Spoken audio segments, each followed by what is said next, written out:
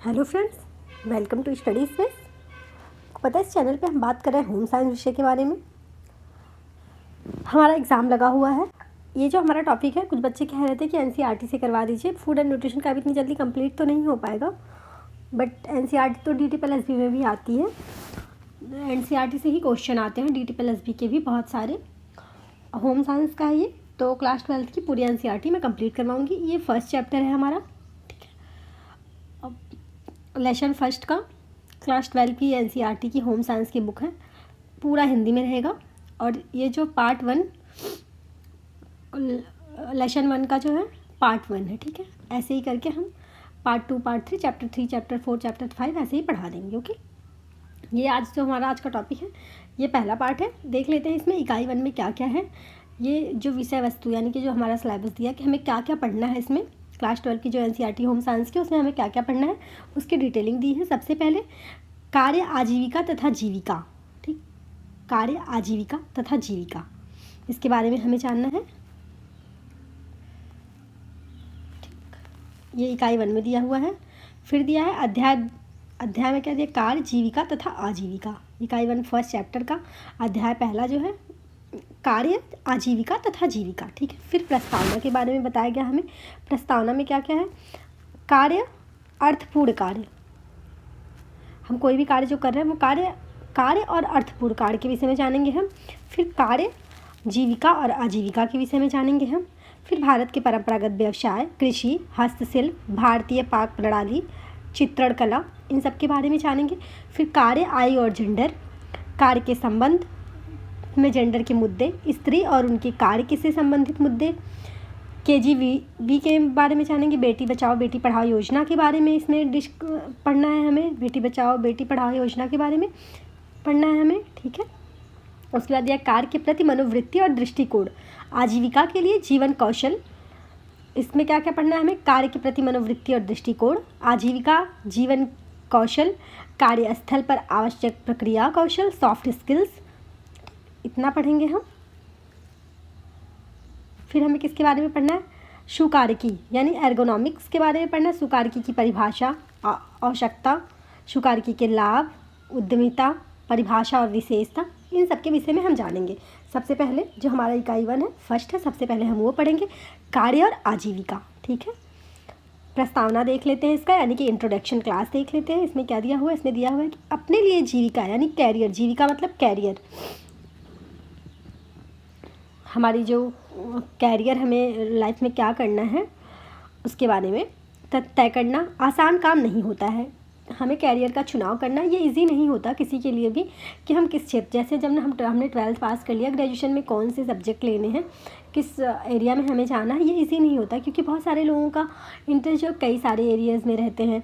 उन्हें पेंटिंग भी पसंद है, उन्हें डांसिंग भी पसंद है, म्यूजिक भी पसंद है, उन्हें साइंस किसी को पसंद है, किसी का आर्ट अच्छा है, कोई चाहता है कि वो म्यूजिशियन बन जाए, कोई चाहता है वो डॉक्टर बने, तो उसकी साइंस अच्छी होनी चाहिए। इस तरह से हम अपने सब्जेक्ट का चुनाव करते हैं, तो उसमें बहुत उधेड़-बुन करते हैं हम, क्योंकि हमें ईज़िली नहीं समझ आता कि हमें क्या करना चाहिए, ठीक है। क्योंकि एक और तो बहुत से कैरियर के मार्ग खुले होते हैं, जैसे हम बहुत सारी चीज़ें देख सकते हैं। हमने आपको कई सारे बता दिए, म्यूजिशियन बता दिए, डॉक्टर बता दिए, इंजीनियर बता दिए, mechanical engineer, aeronautics, air pilot, जो भी आपको बनना है, तो बहुत सारे मार्ग खुले होते हैं। दूसरी ओर एक युवा व्यक्ति के लिए अभिरुचि यानी एप्टीट्यूड, आपका अभिरुचि किस में है, प्रतिभा, टैलेंट क्या है आपका, उसकी पहचान करके उसे मान्यता भी देनी होती है। जैसे हमारे अंदर कौन सा टैलेंट है, हम क्या कर सकते हैं आगे जाकर। बहुत लोगों के पास कई सारी चीज़ें होती है, अच्छा गाना गा लेते हैं वो सोचते हैं हम क्या करें। बहुत लोग, किसी की साइंस बहुत अच्छी है, किसी का मैथ बहुत अच्छा है, तो ये जानना है कि हम किस चीज़ में बेटर हैं, हम किस चीज़ में अच्छा कर सकते हैं। उस हिसाब से हमें जो है अपनी प्रतिभा का, हमें अपने टैलेंट के बाद अपने कैरियर का चुनाव करना है, हम इन फ्यूचर क्या करेंगे, ठीक है। अगला क्या दिया है, साथ ही कुछ मामलों में रुचियाँ, इंटरेस्ट में भी बहुत विविधता होती है, ठीक है, डाइवर्सन होता है।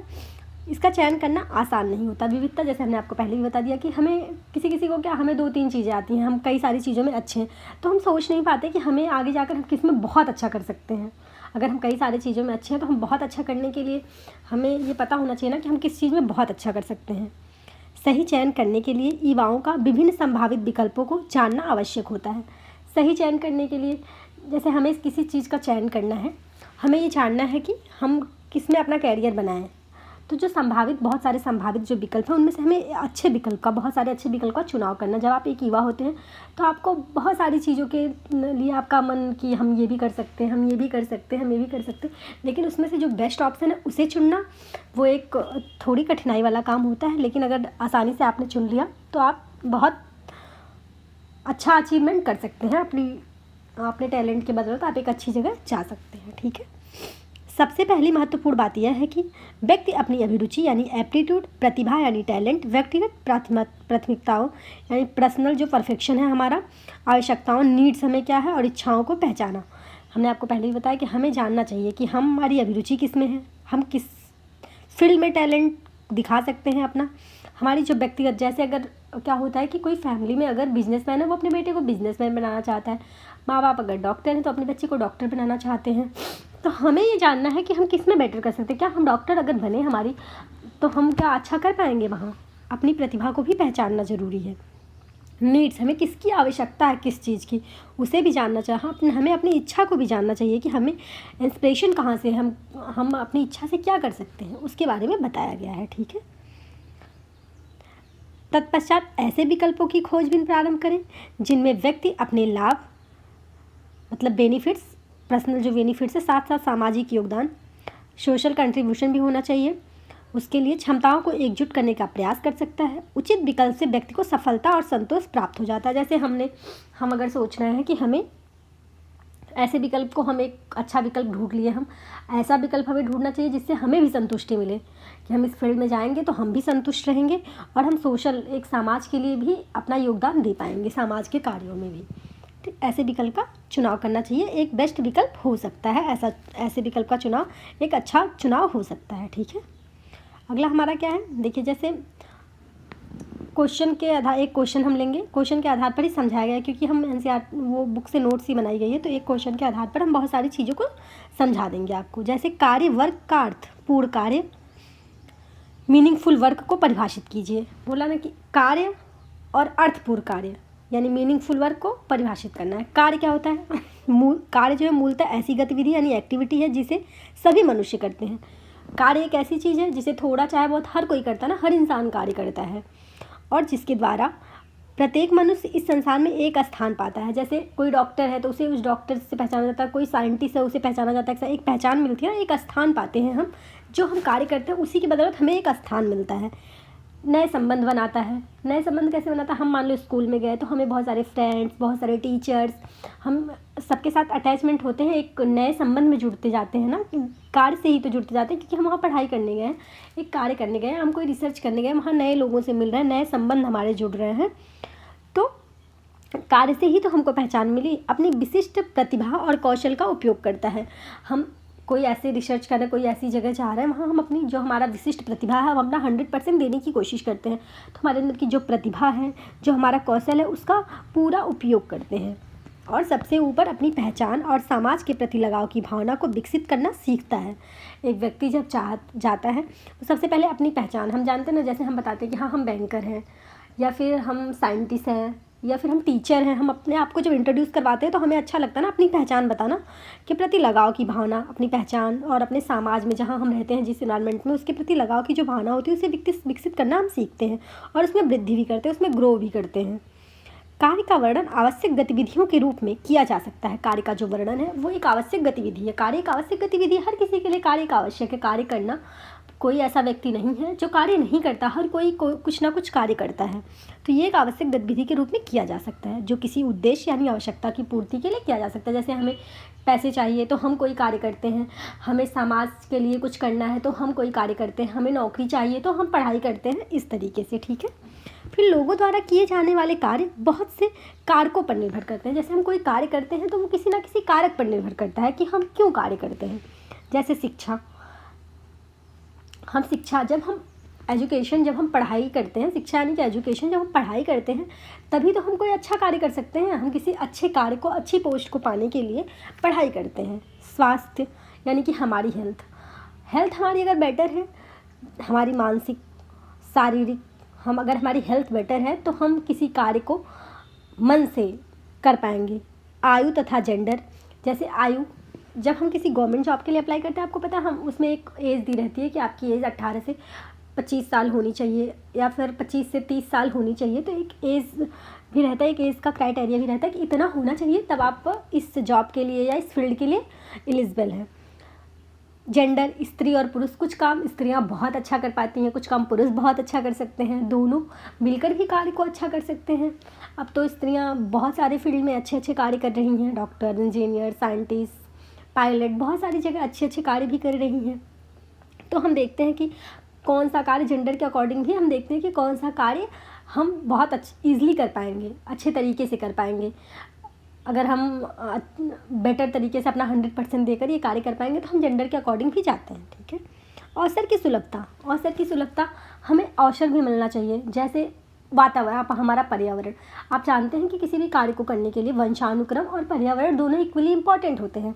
तो हमारा पर्यावरण कैसे मिला है, या कोई बच्चा है वो साइंटिस्ट बनना चाहता है, वो साइंटिस्ट बनना चाहता है या वो डॉक्टर बनना चाहता है, तो वो ये देखेगा ना कि हमारा जो फैमिली बैकग्राउंड है वो किस तरह का है। कोई किसी के घर में आईएएस है तो वो अपने बच्चे को आईएएस बनाना चाहता है। मान लो बच्चा आईएएस नहीं बन सकता, ज़रूरी नहीं है कि आप उसको वैसा इन्वायरमेंट दे पाए हों, वैसा उसको माहौल मिल पाया हो समाज में कि वो आईएएस ही बने। मान लो वो कुछ और बने या कहीं और इंटरेस्ट हो। तो हमारी जो अवसर की सुलभता होती है वो भी बहुत इम्पॉर्टेंट होती है।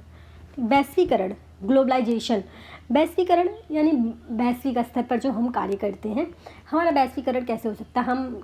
जैसे हम कहीं काम करने गए तो हम ये देखें कि जो काम हम कर रहे हैं उससे हमें तो फ़ायदा हो ही, साथ में विश्व को, साथ में हम जहाँ हम काम कर रहे हैं हम वहाँ भी फ़ायदा हो, जिस जगह हम कार्य कर रहे हैं वहाँ भी उनको भी प्रॉफिट मिले इस हमारे कार्य से। भौगोलिक स्थिति, ठीक है, जोग्राफिकल जो लोकेशन होती है, जैसे कुछ पहाड़ी लोग हैं जो पहाड़ों पे रहते हैं तो पहाड़ियों का अलग, वो अपनी जोग्राफिक जो उनका लोकेशन है उसके हिसाब से कार्य करेंगे। जो समुद्र के अंदर बहुत सारे गोताखोर, बहुत सारे लोग होते हैं, वो अपने जोग्राफिक स्थिति के हिसाब से अपना कार्य करते हैं। जैसे जहाँ समुद्र है, जहाँ तालाब हैं, वहाँ मछलियाँ बहुत बेची जा सकती हैं, है ना, तो उस हिसाब से वो कार्य करते हैं। सबका अपना अपना पॉइंट होता है कार्य करने का, जोग्राफिकल पॉइंट से भी हम कार्य करते हैं, ठीक है। जैसे मैदानी क्षेत्र है वहाँ होता रहता है कि ऐसे, ठीक है।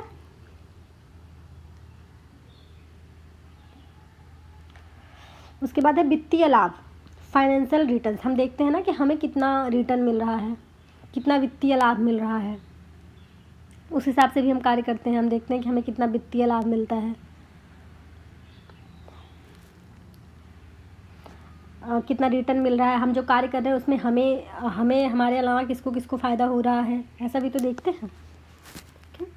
उसके बाद है पारिवारिक पृष्ठभूमि। हमने आपको पहले बताया फैमिली बैकग्राउंड, कि हमारा फैमिली बैकग्राउंड कैसा है। किसी घर में डॉक्टर है तो अपने बच्चे को डॉक्टर बनना चाह रहे हैं, किसी घर में बिजनेसमैन है अपने बच्चे को बिजनेसमैन। तो हम अगर आईएएस बनना चाह रहे हैं तो हमें फैमिली बैकग्राउंड वैसा मिला कि नहीं मिला, ठीक है, इस पर है। अधिकांश व्यक्ति इतना धन अर्जित करने के लिए कार्य करते हैं जिससे परिवार का खर्च चल सके और साथ ही आराम, मनोरंजन, खेल और खाली समय के लिए समुचित व्यवस्था हो सके। बहुत सारे लोग सिर्फ इसलिए कार्य करते हैं कि उनको इतना धन मिल सके जिससे उनके परिवार का खर्च चल सके और उनके मनोरंजन के लिए खर्च भी चल सके और मनोरंजन के लिए भी वो उनके पास पैसे हों, खाली समय के लिए समुचित व्यवस्था कर सके, वो बहुत सारी सुविधाएं अपने लिए, अपने फैमिली के लिए कर सकें। कार्य स्वयं की व्यक्तिगत पहचान को विकसित करने और स्वाभिमान बढ़ाने में उत्प्रेरक कार्य करता है। जो कार्य है वो स्वयं की व्यक्तिगत पहचान को विकसित करने और स्वाभिमान बढ़ाने के उत्प्रेरक का कार्य करता है। हम अपनी आवश्यकताओं और वित्तीय लाभ को एक चुनौती के रूप में देखते हैं। हमारी जो आवश्यकता है, जो हमारी वित्तीय लाभ है, उसे हम एक चुनौती के रूप में देखते हैं, उस प्रकार से कार्य करते हैं। हम बेहतर का निर्माण करके या संस्थान को बेहतर ख्याति दिलाकर या बेहतर लाभ कर के उस संस्थान के लिए योगदान देते हैं जो हमें नौकरी देता है। हमारा कार्य हमारे आसपास के परिवेश में जीवन की गुणवत्ता पर भी अपना प्रभाव डालता है। जैसे हम कहीं कार्य करने गए, किसी क्षेत्र में हम कार्य कर रहे हैं, जैसे हमारे साइंटिस्ट भाई हम काम कर रहे हैं तो हम बेहतर कार्य करना चाहते हैं जिससे हमारे समाज को एक नई पहचान मिले, जहाँ हम काम कर रहे हैं उन्हें भी एक अच्छा बेहतर लाभ मिल सके, इसके लिए हम कार्य करते हैं, है ना। अब है कार्य वह तेल है जो समाज रूपी मशीन के लिए स्नेहक का कार्य करता है। केवल मनुष्य ही नहीं, प्रकृति के सभी जीव निरंतर कार्यरत हैं।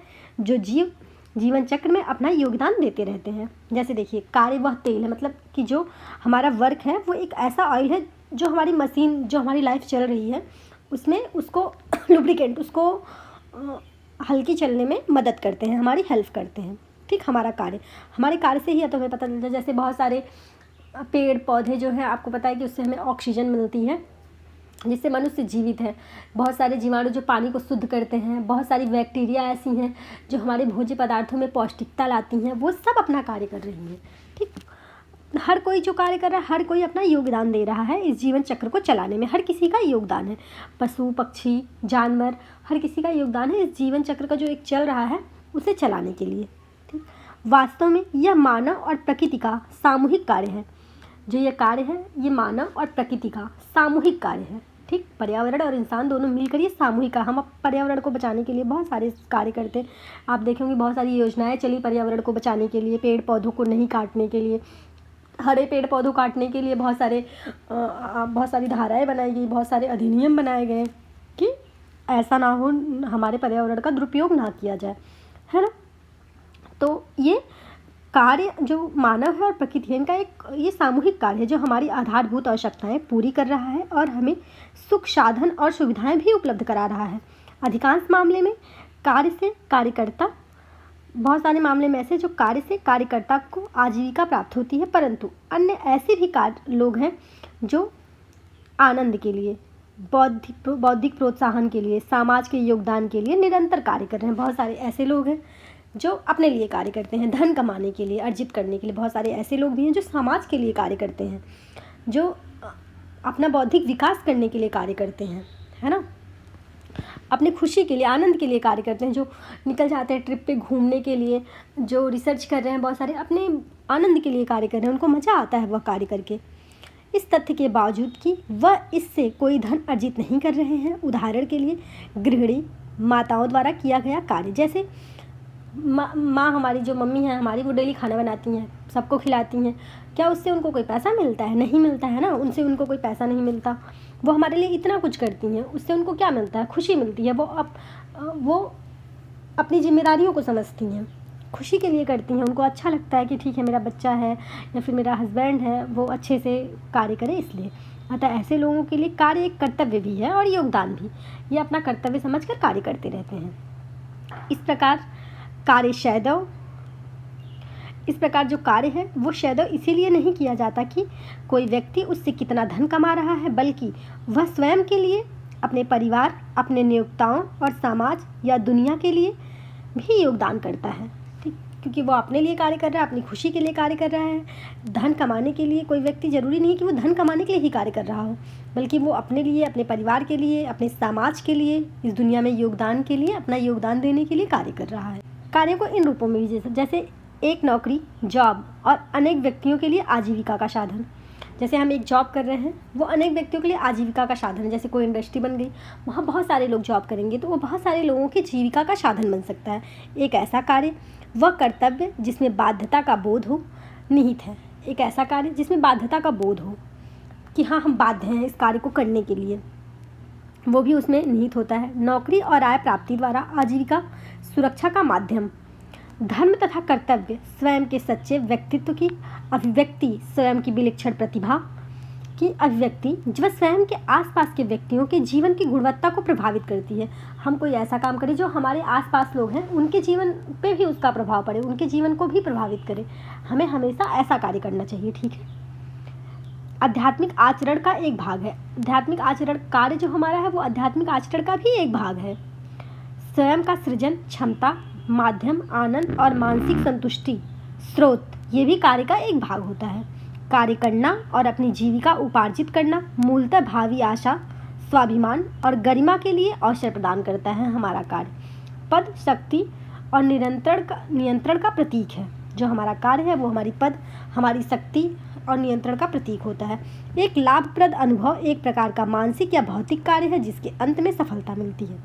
जो हमारा कार्य है उसे एक लाभप्रद अनुभव, एक अच्छा अनुभव प्राप्त करते हैं उससे, जो हमारी मानसिक और हमारे भौतिक कार्य करने से अंत में हमें सफलता प्राप्त हो जाती है।